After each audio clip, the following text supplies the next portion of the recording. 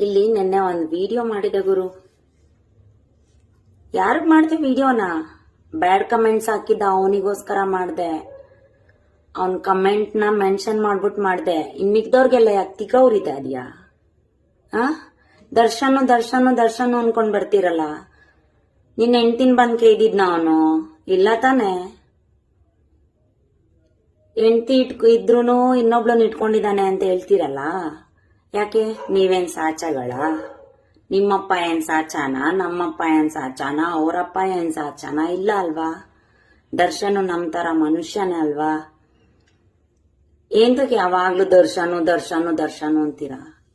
ಬೇರೆ ಯಾರು ಸಿಗೋದೇ ಇಲ್ವಾ ಪ್ರಪಂಚದಲ್ಲಿ? ಬೇರೆ ಹೀರೋಗಳೇ ಇಲ್ವಾ? ನಿಮ್ ಕಣ್ಣಿಗೆ ಯಾರು ಸಿಕ್ತಿಲ್ವಾ? ಸಾಚ ತರ ಬಂದ್ ಮೆಸೇಜ್ ಆಗ್ತಾ ಇದೆಯಲ್ಲ, ಹೆಂಡತಿ ಇದ್ರೂನು ಇನ್ನೊಬ್ಳು ಬೇಕಾ ಅಂತ. ನೀನ್ ಸಾಚಾನಾ?